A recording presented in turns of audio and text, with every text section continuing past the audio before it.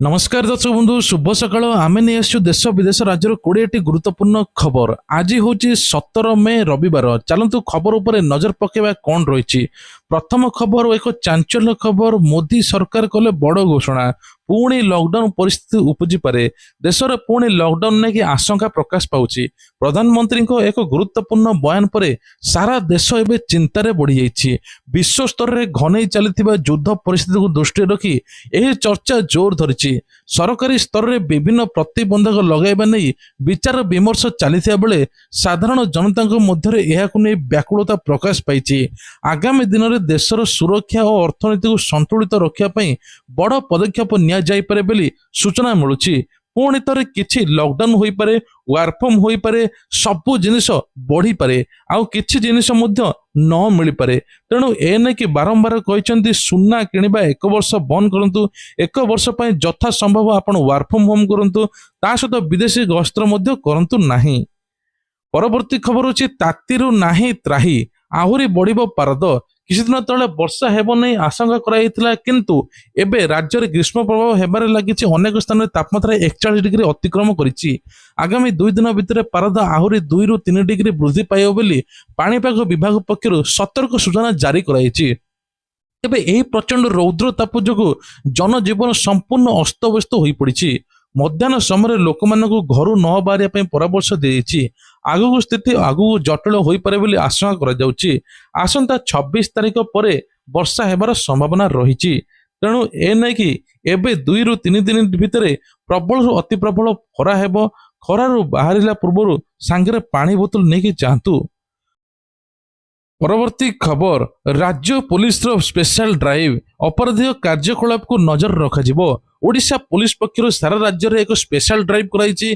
विभिन्न अपराधिक कार्यकलाप बेआईन कारोबार उपरे 5 दिन धरी चली अभियान में 1741 जन को गिरफ्त कर आईन श्रृंखला परिस्थिति को नियंत्रण करने, अपराध मुक्त समाज गठन करने कार्यानुष्ठान ग्रहण कर पुलिस त्वरित पदक्षेप जो सारा राज्य में अपराधींकर मध्य कोकुआ भय सृष्टि होईछि।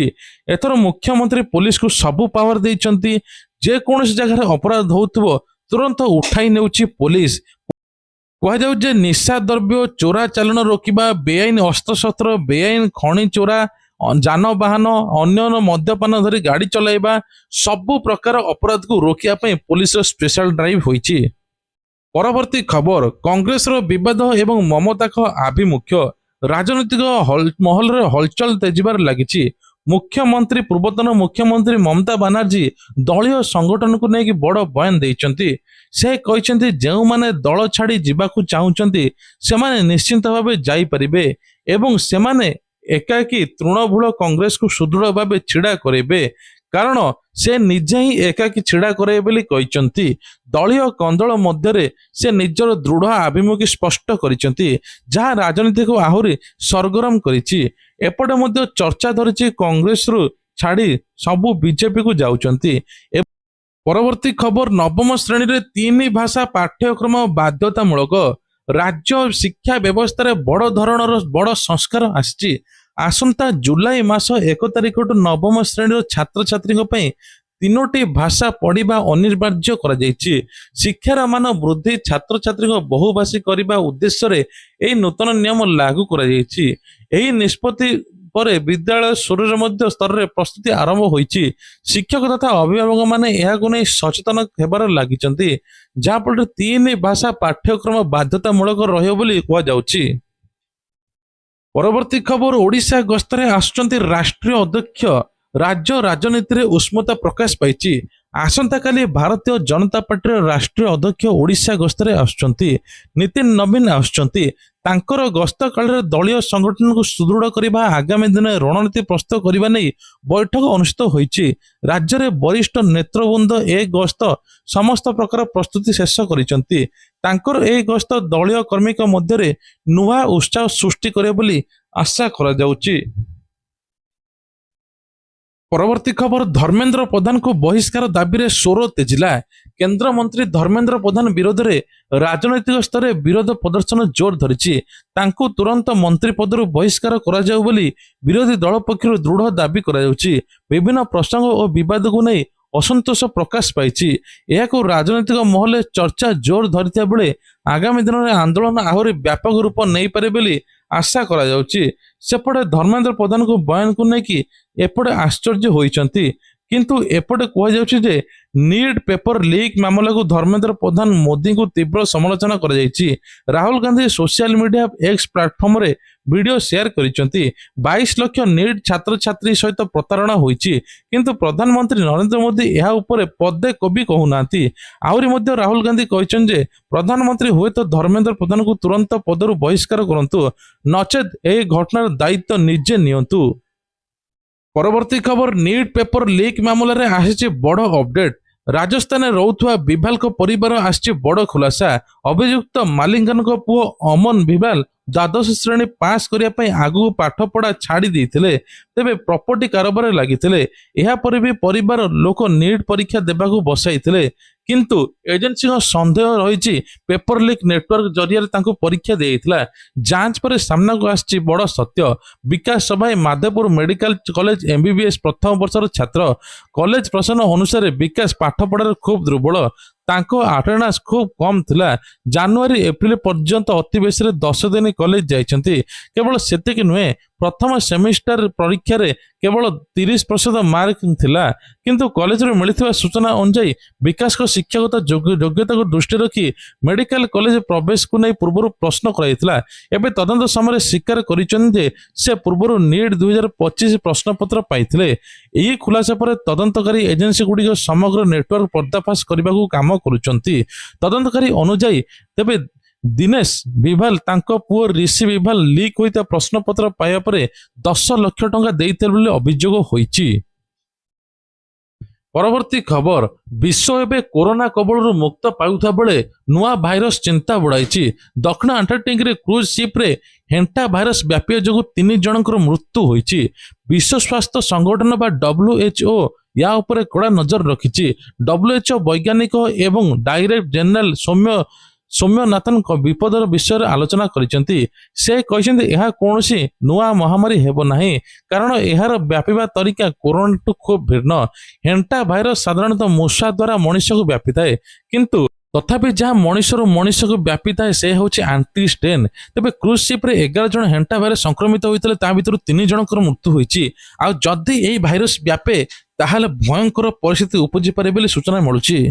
खबर रोची 200 छुईला तेल चिंतार एबे लोके। तेबे युद्ध परिस्थिति जोगु वर्तमान खाइबा तेल क्रमागत भाव वृद्धि पाइबार लगी।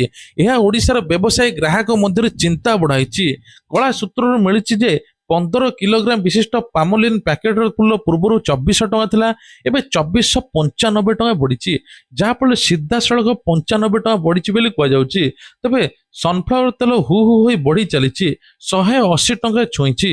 एपटे लोके खाइबे कौन साधारण लोक चिंता प्रकाश करिसेंती। खाइबा तेल एपटे हु हु हो बढ़िबा जुगुरु एबे रोषेई घरे सीधा चढ़क पड़ी। विशेषकर युद्ध परिस्थिति जो एभली मुकाबिला करने को पड़ो लोक सामना को। तेणु प्रधानमंत्री कहते आगु जमी परिस्थिति सुधार आसो से नहीं कि आम समस्त सतर्क रहा पड़ो। प्रति क्षेत्र में आम संचय करने को पड़ो।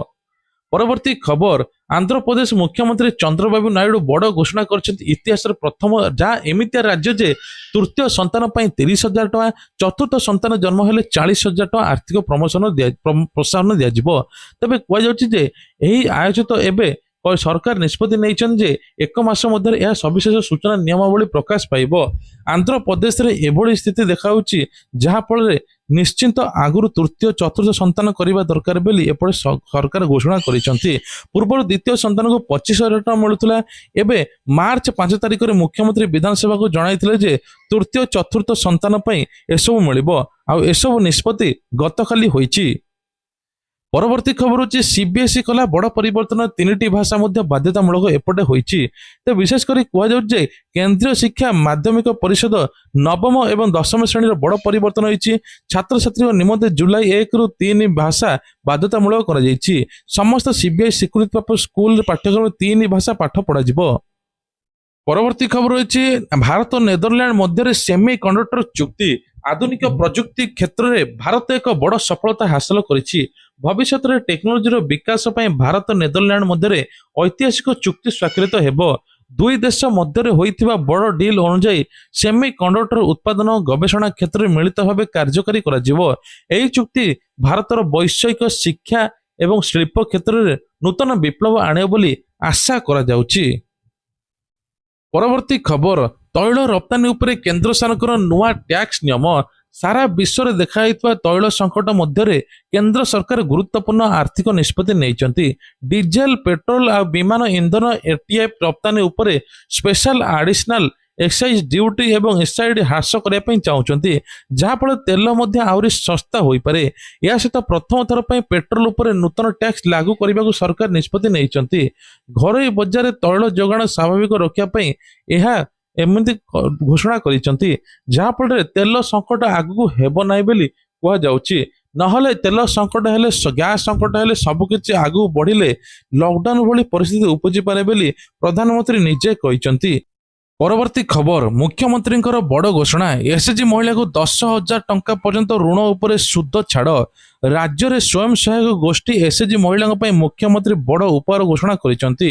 ମହିଳାମାନଙ୍କୁ ଆର୍ଥିକ ଘୋଷଣା ମାଧ୍ୟମରେ ସ୍ୱାବଲମ୍ବୀ କରିବା ପାଇଁ ସରକାର ଗୁରୁତ୍ୱପୂର୍ଣ୍ଣ ନିଷ୍ପତ୍ତି ନେଇଛନ୍ତି। ଏହି ନୂତନ ନିୟମ ଅନୁଯାୟୀ ଏଣିକି ଏସ୍ଏଚଜି ମହିଳାମାନେ ନେଉଥିବା 10,000 ଟଙ୍କା ଋଣର କୌଣସି ସୁଧ ଦେବା ପାଇଁ ପଡ଼ିବ ନାହିଁ। ତାପରେ ମଧ୍ୟ ଋଣ ଛାଡ଼ ବୋଲି କିଛି ପରିମାଣ କୁହାଯାଉଛି। ସରକାର ଏହି ଋଣ ଉପରୁ ସୁଧ ସମ୍ପୂର୍ଣ୍ଣ ଛାଡ଼ କରିଛନ୍ତି। ଏହି ଯୋଜନା ଦ୍ୱାରା ରାଜ୍ୟରେ ଲକ୍ଷ ଲକ୍ଷ ମହିଳା ସିଧାସଳଖ ଉପକୃତ ହେବେ। ମହିଳାମାନେ ଯେପରି ନିଜର ଛୋଟ ଛୋଟ ବ୍ୟବସାୟ ଜୀବିକାକୁ ଆଗକୁ ବଢ଼ାଇ ପାରିବେ, ସେଥିପାଇଁ ବିନା ସୁଧରେ ଋଣ ଯୋଗାଇ ବ୍ୟବସ୍ଥା ସରକାର କରିଛନ୍ତି। ମୁଖ୍ୟମନ୍ତ୍ରୀ ମୋହନ ଚରଣ ମାଝୀ ବଡ଼ ଘୋଷଣା ପରେ ରାଜ୍ୟରେ ମହିଳାମାନେ ଖୁସିର ଲହରୀ ଖେଳିଯାଇଛି। ସରକାରଙ୍କ ଏହି ପଦକ୍ଷେପ ମହିଳାକୁ ସଶକ୍ତିକରଣ କ୍ଷେତ୍ରରେ ଏକ ମାଇଲ ଖୁଣ୍ଟ ସାବ୍ୟସ୍ତ କରିବ। ପରବର୍ତ୍ତୀ ଖବର, ମୁଖ୍ୟମନ୍ତ୍ରୀଙ୍କର ବଡ଼ ଘୋଷଣା। ଏଣିକି ମିଳିବ 3,500 ଭତ୍ତା। ରାଜ୍ୟ ସରକାର ପକ୍ଷରୁ ସାମାଜିକ ସୁରକ୍ଷା ଅଧୀନରେ ଏକ ବଡ଼ ନିଷ୍ପତ୍ତି ନିଆଯାଇଛି। ମୁଖ୍ୟମନ୍ତ୍ରୀ ନୂତନ ଘୋଷଣା ଅନୁଯାୟୀ ଯୋଗ୍ୟ ହିତାଧିକାରୀଙ୍କୁ ପ୍ରତି ମାସରେ 3,500 ଲେଖାଏଁ ଭତ୍ତା ମିଳିବ। ଆର୍ଥିକ ଭାବେ ଅନଗ୍ରସର ଏବଂ ସହଯୋଗ ଆବଶ୍ୟକ କରୁଥିବା ବର୍ଗକୁ ସାମାଜିକ ସୁରକ୍ଷା ଯୋଗାଇ ଦେବା ଉଦ୍ଦେଶ୍ୟରେ ଏହି ବଡ଼ ପଦକ୍ଷେପ ନେଇଛନ୍ତି। ବୃଦ୍ଧ ବୃଦ୍ଧା, ରାଜ୍ୟରେ ବୟୋଜ୍ୟେଷ୍ଠ ନାଗରିକ ଯେଉଁମାନେ ମଧୁବାବୁ ପେନସନ ଯୋଜନା, ଜାତୀୟ ବାର୍ଦ୍ଧକ୍ୟ ଭତ୍ତା ଯୋଜନାର ଅନ୍ତର୍ଭୁକ୍ତ 80 ବର୍ଷରୁ ଉପରକୁ, ତାଙ୍କୁ 3,500 ମିଳିବ। ଯେଉଁମାନେ ଶାରୀରିକ ମାନସିକ ଅକ୍ଷମତା ରହିଛନ୍ତି ସେମାନେ ସରକାରୀ ନିୟମ ଅନୁସାରେ ଏହି ସ୍ୱତନ୍ତ୍ର ଭତ୍ତା ପାଇବେ।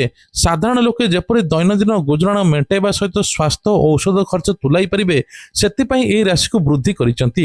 ଏହି ଭତ୍ତା ସିଧାସଳଖ ହିତାଧିକାରୀଙ୍କ ବ୍ୟାଙ୍କ ଆକାଉଣ୍ଟକୁ ଡିବିଟି ମାଧ୍ୟମରେ ଯିବ ବୋଲି ସରକାର ଘୋଷଣା କରିଛନ୍ତି। ଶେଷ ଖବର, ସୁଭଦ୍ରା ଯୋଜନାରେ ମହିଳାକୁ ମିଳିବ 5,000 ଟଙ୍କା। ସୁଭଦ୍ରା ଯୋଜନାରେ ସାମିଲ ହୋଇଥିବା ମହିଳାଙ୍କ ପାଇଁ ଖୁସି ଖବର। ସରକାର ନିୟମ ଅନୁଯାୟୀ ଯୋଗ୍ୟ ମହିଳାଙ୍କୁ ଆବେଦନ କରିଛନ୍ତି, ସେମାନଙ୍କୁ ମିଳିବ ରାକ୍ଷୀ ପୂର୍ଣ୍ଣିମା ଦିନ 10,000 ଟଙ୍କା। ପ୍ରଥମ କିସ୍ତି ଯେଉଁମାନେ ପାଇସାରିଛନ୍ତି ସେମାନଙ୍କୁ ମିଳିବ 5,000 ଟଙ୍କା। ଏହି ରାଶି ଡିବିଟି ମାଧ୍ୟମରେ ମିଳିବ। ଆପଣ ବ୍ୟାଙ୍କ ଆକାଉଣ୍ଟ ସକ୍ରିୟ ଅଛି କି ନାହିଁ, ଆଧାର କାର୍ଡ, ମୋବାଇଲ ନମ୍ବର ଲିଙ୍କ ଅଛି କି ନାହିଁ ତୁରନ୍ତ ଚେକ୍ କରନ୍ତୁ। ରକ୍ଷାବନ୍ଧନ ଦିନ ଆପଣଙ୍କୁ ମିଳିବ 5,000 ଟଙ୍କା। ତେବେ ମହିଳାମାନେ ସେମାନଙ୍କ ପ୍ରାପ୍ୟ ପ୍ରଦାନ କରିବା ପାଇଁ ପ୍ରକ୍ରିୟା ଜାରି କରିଛନ୍ତି। ଏହି ସରକାର ନିୟମ ଅନୁସାରେ ମହିଳାମାନେ କିଭଳି ଲକ୍ଷ୍ୟବଦ୍ଧ ହେବେ ସେ ନେଇକି ଆଲୋଚନା କରିଛନ୍ତି। ଇଏ ଥିଲା ଆଜିର ଦେଶ ବିଦେଶ ଖବର। ଯଦି ଭଲ ଲାଗିଥାଏ ଲାଇକ୍ କରିବେ, ଚ୍ୟାନେଲରେ ନୂଆ ଥିଲେ ସବସ୍କ୍ରାଇବ କରିଦେବେ।